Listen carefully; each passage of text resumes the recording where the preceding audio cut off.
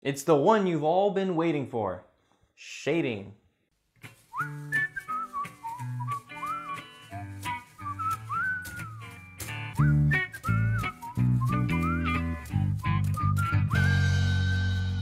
Stan Prokopenko here, you're watching Proko.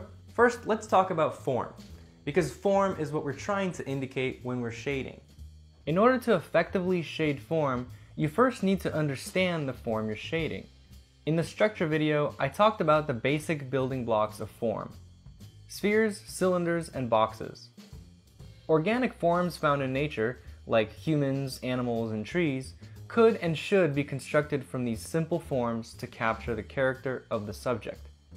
The primary form, such as a cylinder for an arm, should be dominant over any secondary forms, such as the major muscle masses, bicep, tricep, deltoid, forearm muscles, and these secondary forms should be dominant over tertiary forms, like veins or wrinkles. You don't necessarily have to draw them in that sequence. Just make sure that your shading primarily reveals the largest forms, and the smaller forms act as details, icing on the cake. Planes.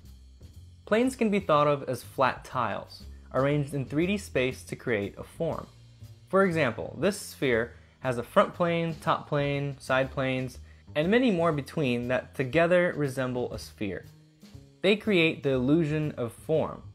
Though really, a sphere is rounded without any flat planes, thinking of it in this way will help to imagine the sphere as a 3D object and aid in the shading process. You can think of each section and imagine which direction the plane faces.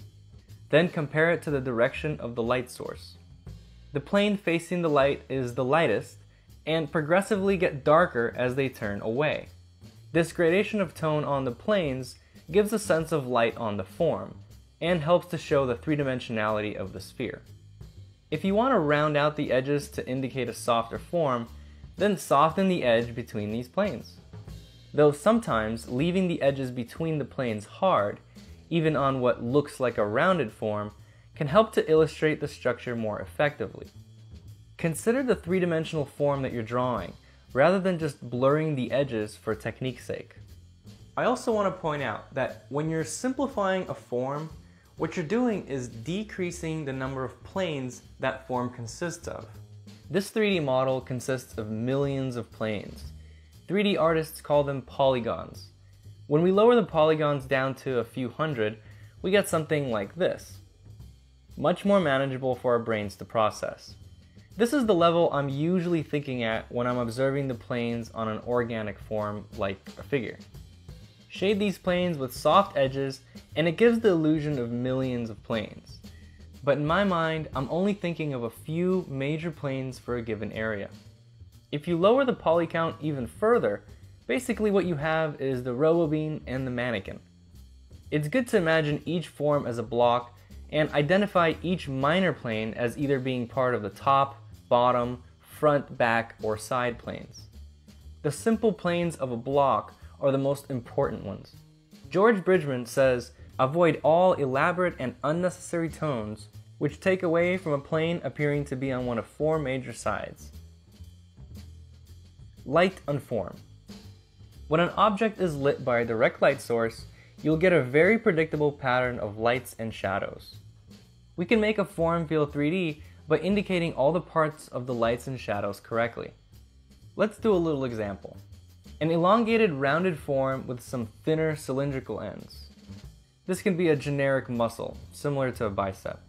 You have the rounded belly of the muscle with tendons on both ends. First, determine the angle of the light source, let's say top right, and imagine the planes that make up this form. All the planes that face the light will belong to the light family, and all the planes that face away from the light will belong to the shadow family. The core shadow. As a divider of the two families, you'll usually see a core shadow, a darker strip at the edge of the shadow. This core shadow shouldn't be the same all the way down the form. In the rounded belly part of the form, the core shadow will be thicker with a softer edge.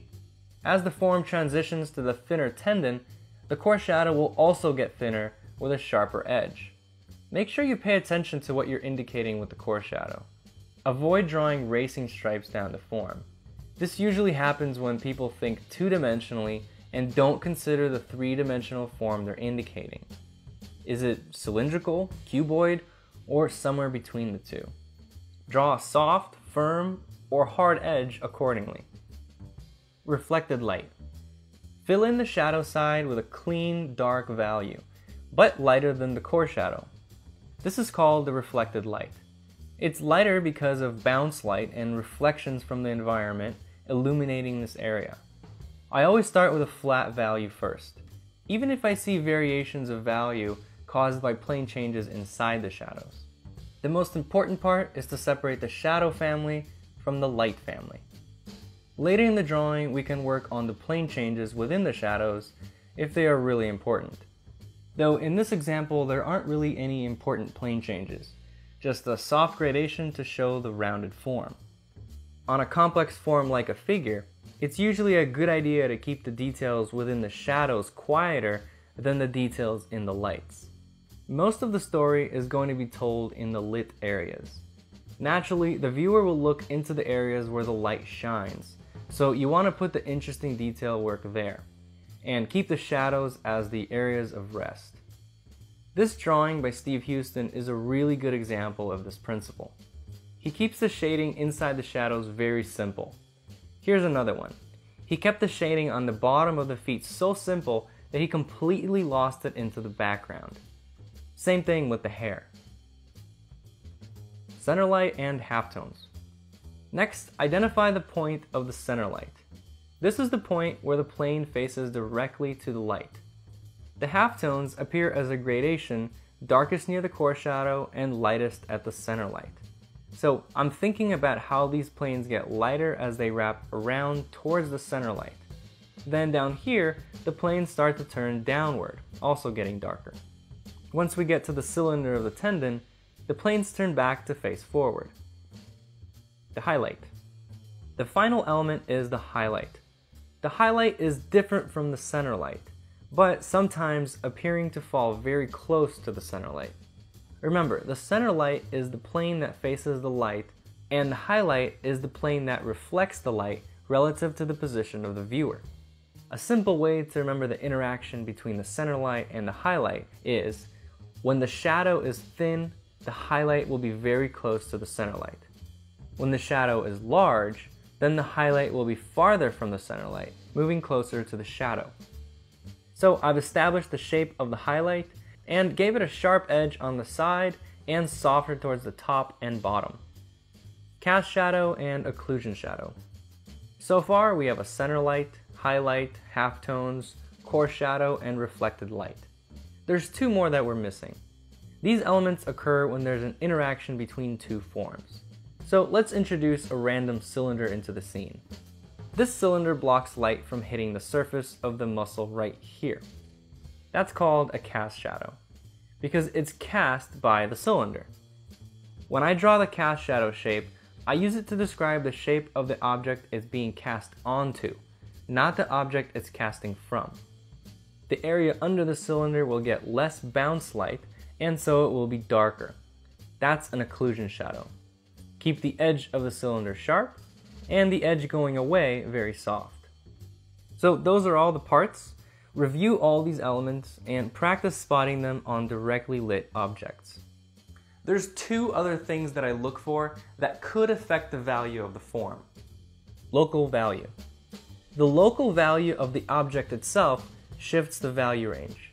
These two eggs are lit exactly the same way, but you can see how the value range is different. On the white egg, the range from the darkest core to the center light is pretty wide. On the brown egg, the values get compressed and pushed darker. Interestingly, the highlight isn't affected as much. It still gets darker, but not as much as the other parts. Because of that, the highlight on the brown egg appears very bright. The value of the highlight depends on the reflectivity of the material. A glossy surface will have brighter highlights, whereas a highlight on a matte surface might not be visible at all. The effects you see on these eggs are really close to what you'd see with skin. Intensity of light. The intensity of light also makes a big difference. Intense light will create more contrast between the lights and shadows. Dim light, low contrast. The intensity of the light can shift within the same object. For example, in this figure drawing, the light source is above the figure, so the light is intense at the top and drops off towards the bottom as the forms get farther from the light source. And this is actually something you can cheat. You don't have to see this on a model in order to do it. You can use it as a compositional trick to guide the viewer's eye to the focal point. In this case, I'm guiding the eye to the upper back, which has the interesting light and dark design pattern of the anatomy. Here's another drawing by Steve Houston, which illustrates this very well. Detailed explanation of the process. Available in the premium course. What? I'm sorry. I gotta leave something for the paying students. I can't give everything away for free.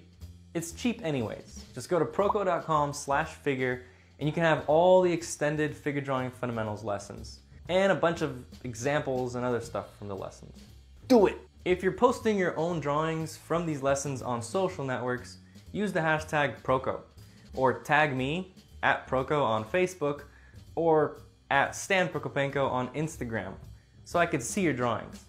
If you like this video, pass it on to your friends and classmates, and click this button here to subscribe to the Proco newsletter so you don't miss any new videos. Bye-bye! Because form is what we're trying to indicate. Oh, there's a plane. Do it. Do it.